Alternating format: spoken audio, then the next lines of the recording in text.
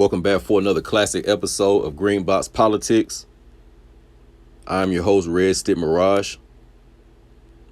Hope you're at peace, ladies and gentlemen. So now we're going to look into some of the history of Atlanta drill, and we're going to look at a legend coming from the south side of Atlanta, from Clayton County, Riverdale.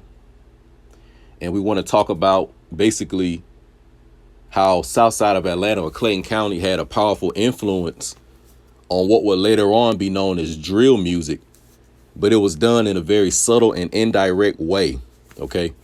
So we want to talk about some of the people that are from Clayton County, from the south side, that were really knee-deep in the streets, and a lot of the content and a lot of the stories that inspired them, in their music, it was real. It was organic. It wasn't nothing fake about it. It was authentic. So these guys actually went through a lot of cutthroat situations in the streets, a lot of dangerous situations, and they survived them. And a lot of these brothers have rehabilitated themselves to the best of their ability. The ones that are still alive and some of the ones that are locked up and in prison and may have gotten a lengthy sentence, a lot of those guys still got their head up high as well. But what we want to do is we want to talk about some of the music historians and legends from Atlanta, in particularly the south side from Clayton County. And one of them you see on the screen right here is Mr. B. Smeezee himself, Mr. Block Boy Bounce himself, Mr. Swaggin' and Surfing himself, real Mafia legend, you know what I'm saying? Real mobster, real nigga from Riverdale. So we want to salute him and talk about him because I want to, elaborate on some of the people that were talked about in, or at least some of the gangs rather in the streets that were talked about in prior Green Box Politics episodes.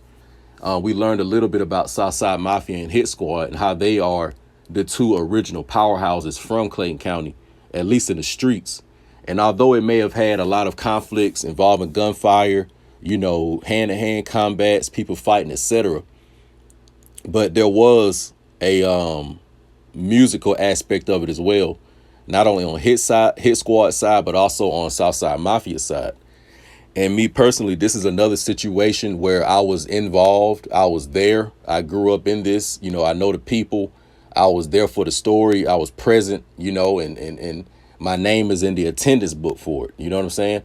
So some of the people involved in this, I was around. And I can tell you if these people's character and personality was A1, if these people actually were involved in the music and if they had some type of a, real imprint on the music. All right.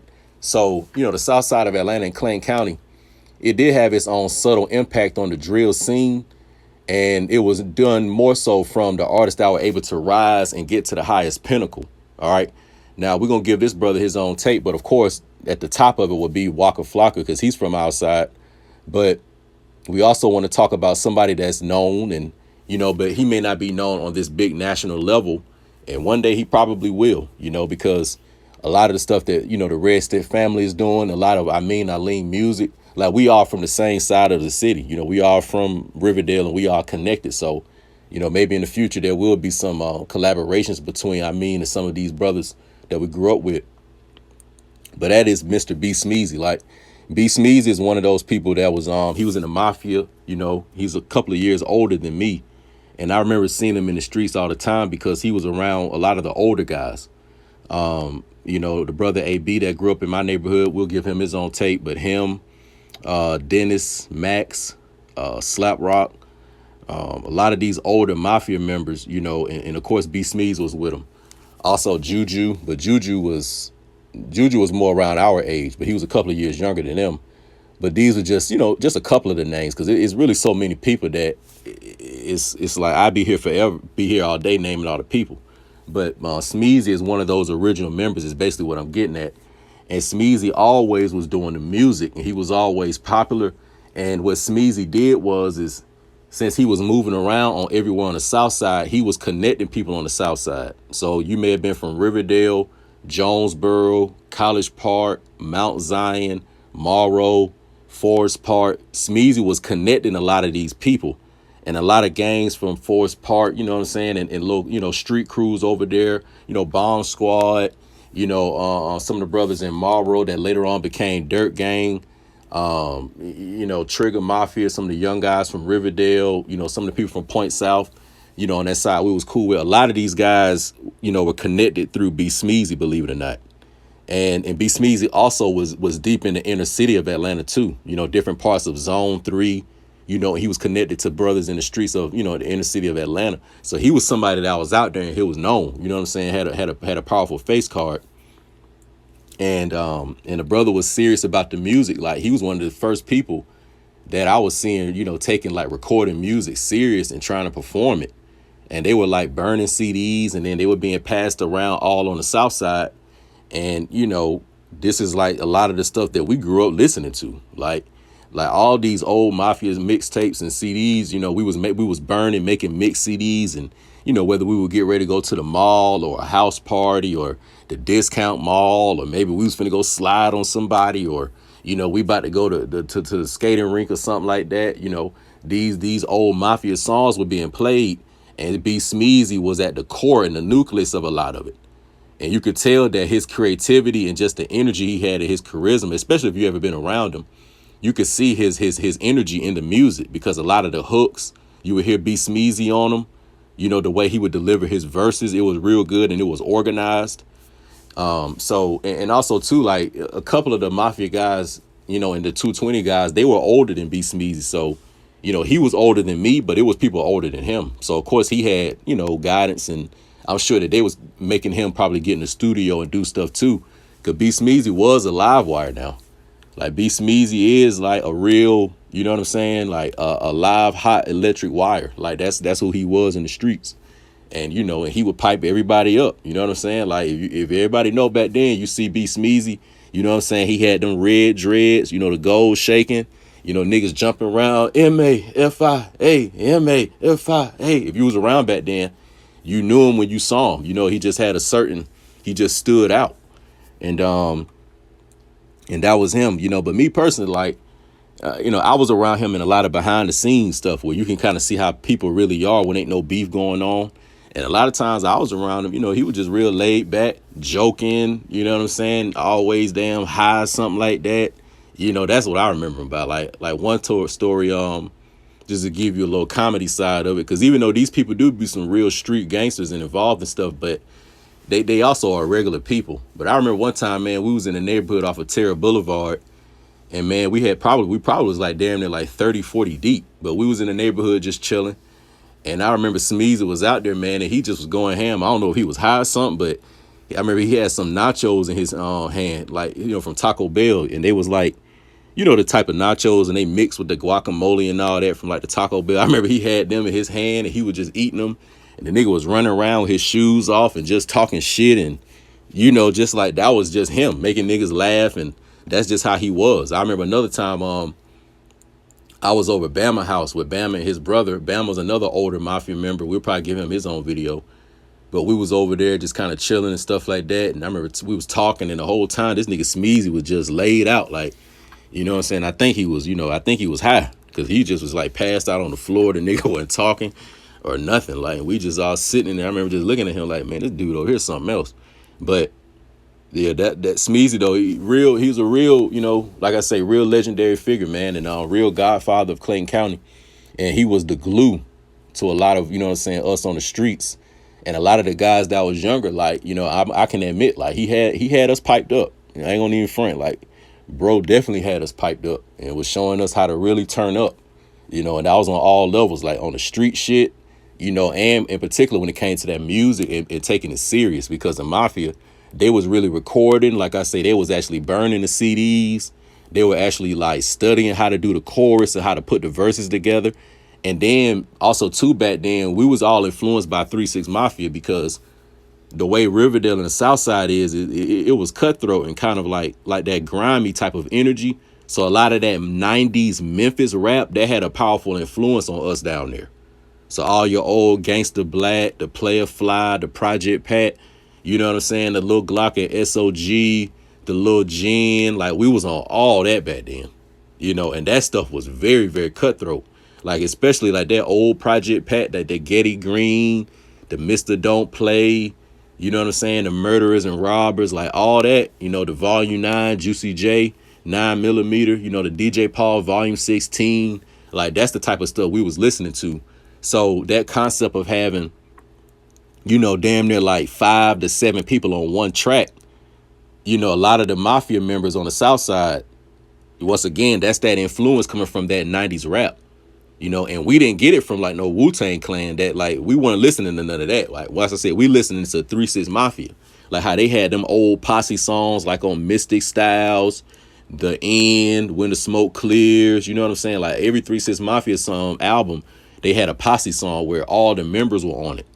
So that same template, it influenced us on the South Side. Like where y'all think the name Southside Mafia comes from? Yes, the South Side, because we Clayton County in the South Side of Atlanta, but that Mafia part, yeah, a little bit of it come from the, the mobster, the Moorish mobster thing, but trust me, that 3 6 Mafia also had an influence. So this is just some of the background of, the genius and the brilliance really of B Smeezy, and how he was a pioneer of the music and the drill scene. So some of them old drill songs that the Mafia had, that B Smeezy and them, created and he was on, for example, you had that duck when we bust. Like back then, this is like 04, 05, 03, 06. Like y'all remember when Crime Mob was rapping, and Crime Mob was very, very popular. Like they had that Nuck If You Buck. Well, back then, whenever we would go to, the different clubs or the skater rinks or where, or these house parties, whenever Nuck If You Buck came on, you better believe somebody was about to get knocked out. Everybody was clicked up, mobbed up. And and somebody was finna get hurt. That's just what was going on now back then. That Throw Them Bowls, back when Ludacris and them had that coming out, like we was really, really turned up on the South Side. Also that Lil Jon era and all that Lil Jon, that crump music, like that's the energy we was coming with. So like later on when you would see Waka Flocka and that energy he got, or B Smeezy and that energy he has, like these guys are also great performers. B Smeezy, he got that Waka energy, like he can pipe up like that. So that's coming because we coming from that crunk energy too. So it was like a 90s horrorcore, cutthroat street Memphis type of music mixed in with like a crunk energy. Like that's like the South Side. That's like the gumbo pot of how our drill music was. But they had that duck when we bust. Well, basically the Mafia, I remember they was like, man, we gonna diss Crime Mob because they were popular at that time. And I remember like these niggas finna diss Crime Mob. I'm like, these folks on the radio and all that. But I remember they literally made a diss song and were dissing them and were playing it. And like everybody was listening to it. And it kind of like started spreading out. And it was like known. And I was just like, damn, like folks really know this shit. Like, it had me a little shocked. And then I remember even back then, whenever the Mafia, Amp Squad 220, when we would all click up and we would go to the east side. And we would go to the Megaplex, off of Candler Road across the street from South DeKalb Mall. And when them East Side dudes, the Decatur dudes, the Black Mob dudes and all that, like we was going over there beefing with them, because I think Crime Mob was like from Ellenwood or something like that. So, DeKalb County. So, yeah, I remember we would come to the East Side like damn near like 6, 7 cars deep. Like imagine a whole army of niggas coming from the South Side. Literally hopping on 75, going north, getting off on 285, go up 285, you know what I'm saying? And get off of, around Candler Road, if we going over to the Megaplex or off of like Covington Highway when you were going over to Prime Time and, these different little areas on the east side. But I remember back then, like, and I can remember being in little shootouts, you know what I'm saying? Going against these folks. And B Smeezy was in the midst. Like, he was there. Like, I remember one time specifically, once again, all these stories too, y'all, these are old stories. So these ain't like no open cases or nothing like that. But I just want to give y'all the organic and the real. Like, I don't know how to, I know how to talk correct, but all that pump faking and, I just know how to give it to you pure without no cut. But I remember one time, like, we was over there beefing with them, at the Megaplex. And I remember we got outside, the drama started. And I remember we was like in a Checkers parking lot. And I remember it was some dudes in a van and they was kind of like creeping up by us. I remember B Smeezy, he just yelled out. He was like, bus, nigga, bus. And he was talking to one of my homeboys. And then next thing you know, pop, pop, pop, pop, pop, shit just started popping off. So yeah, B Smeezy was a real general, like real war hero, like real, he was out there now. You know what I'm saying? He was out there in the field. That Yep, Southside Mafia, that was another legend. Yep, Southside Mafia. Yep, Southside Mafia. That was another classic song that they had. that just had us going ham on Highway 85. Like, set the whole city on fire with that. But I think one of my favorite ones, and also too, when I say this, you know, I'm not trying to stir up no old beef. You know, I'm not trying to show no disrespect to College Park and you know, upper, you know, y'all side of Riverdale and Hit Squad. But, you know, when the Mafia made that, fuck Hit Squad, I'ma kill Hit Squad. Fuck Hit Squad, I'ma kill Hit Squad. Fuck Hit Squad. Fuck Hit Squad, I'ma kill Hit Squad. That shit had us going ham. Like, that shit was like a real war chant, you know. But these were like the old drill songs that the Mafia and them was creating, y'all. And this go back to like 03, 04, 05. This is way before the Chief Keef era. Way before that. And also too, a lot of the Chicago drill, y'all capping in line if y'all say Walker didn't influence y'all. If y'all say Walker didn't influence y'all, y'all capping, man. No, if y'all saying that Walker and Brick Squad didn't influence y'all, y'all capping now. No, y'all did. And Walker from Clayton County, he from Riverdale. That same, he from the same, he just one of the people from our side. Like, that's where that come from.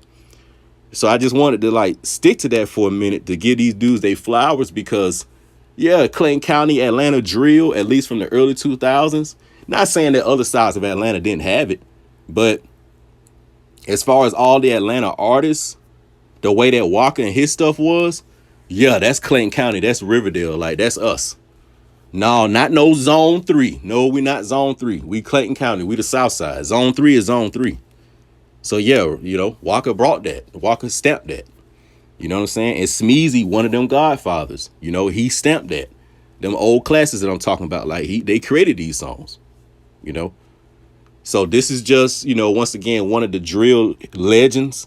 And the brother still make music. He's still out there. You know, the brother free. He healthy. Hopefully he doing his thing. If he ever see this, you know what I'm saying? And I don't even know it. Hey, bro, we going to hit you up. I'm still following you. Still looking at everything you're doing. I mean, tell me he still talk to you every now and then and stuff like that. I see you still performing at Liqueur with the Mafia and stuff. So that's good. So, you know, Smeezy, one of the brothers that's trying to rehabilitate himself and, you know, do the right thing. Or at least the last time I saw him. And I'm pretty sure he's still keeping it up. You know, and then Smeezy got a lot of influence. You know, a lot of people, you know what I'm saying? Like, he connected to a lot of people. So we just want to get his brother his flowers. And, man, you know, salute to the brother B Smeezy, real Atlanta drill, you know what I'm saying, legend. But y'all stay tuned for the next one. We out.